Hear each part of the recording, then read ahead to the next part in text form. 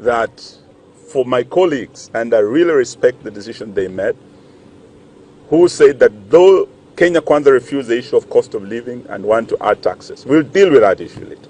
It's the next phase of our struggle, as my brother has said, that will actually lead Kenyans back to the streets. But for the sake of the next general election, the sake of reconstituting IEBC, for the sake of ensuring that the issue of delineation of boundaries, that is time-bound in our constitution, is addressed, let us not throw out the baby with the bathwater.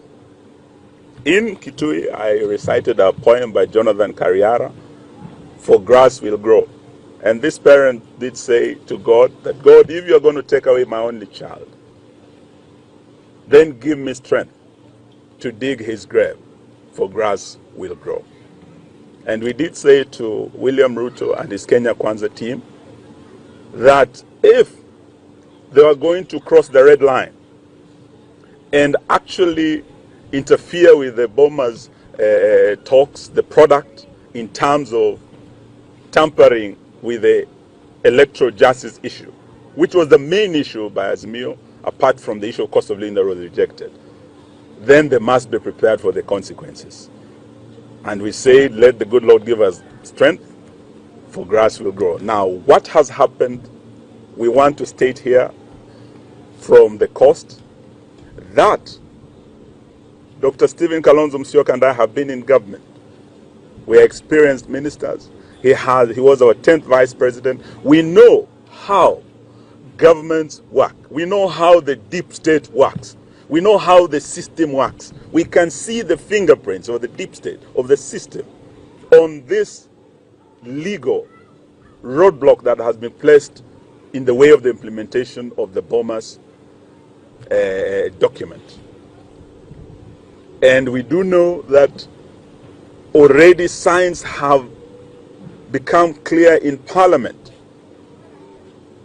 The way the NADCO report is being processed through the Justice and Legal Affairs Committee of the House, JLAC, we do know that there have been deliberate delaying tactics on the part of our Kenya Kwanza friends. We have some of our colleagues, like the senior counsel, Tienda Molo, who have been expressed their frustrations through what is happening in that committee. They have called meetings, their colleagues have skipped meetings so that they don't process that report.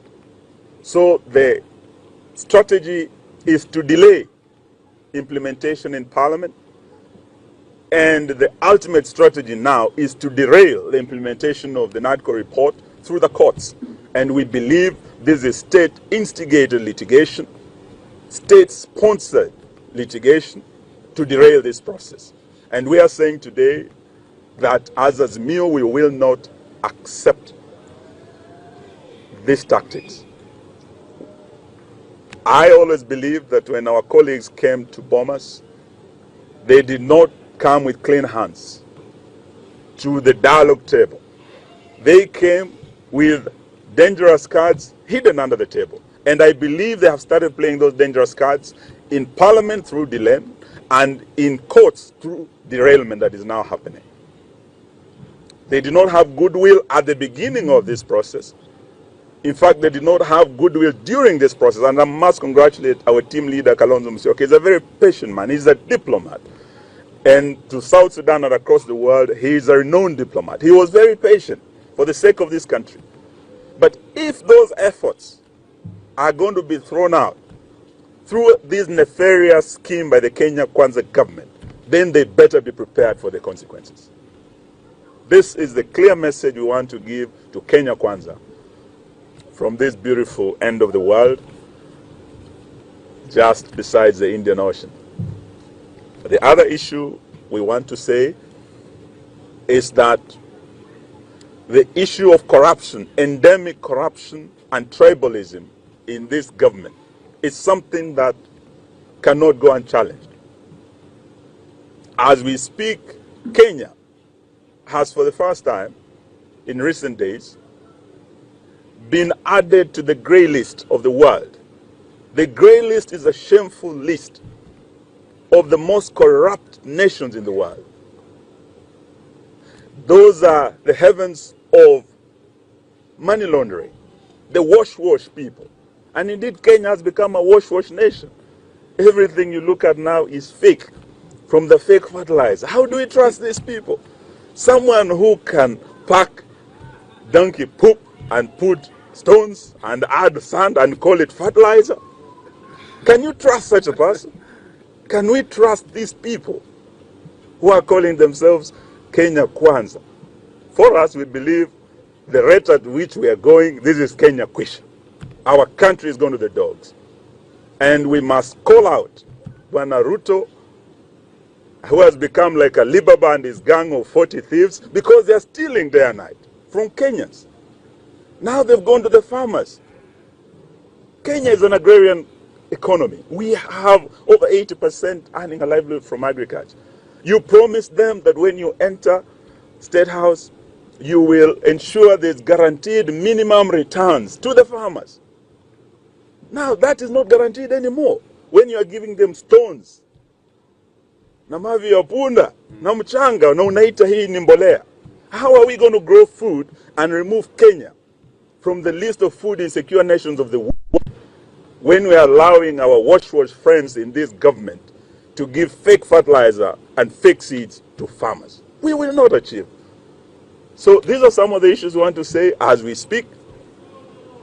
From the reports given, it is shown that the Kenya Kwanza government has entrenched corruption, and the most corrupt ministries are known.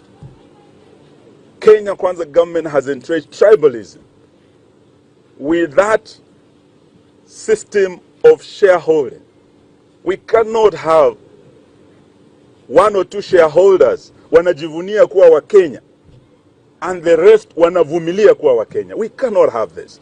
From the public employment, right from cabinet to the PSs to the CSs, you can see the trend of shareholding where others are excluded and they are second-class citizens when they are main shareholders who are first-class citizens. Is this the Kenya we want?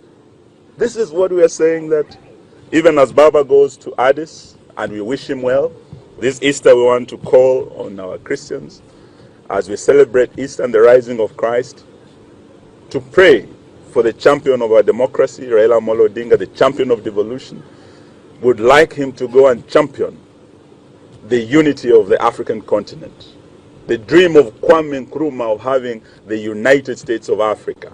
We know Raila Odinga has what it takes. Let us pray for him so that he can go and achieve this, not just for himself, not just for our team Azimio, but for Kenya and for East Africa. We wish him well, but we want to assure Kenyans that we will continue. Our team is intact. Stephen Kalonzo Musyoka, who was our team leader at Bomas, is here.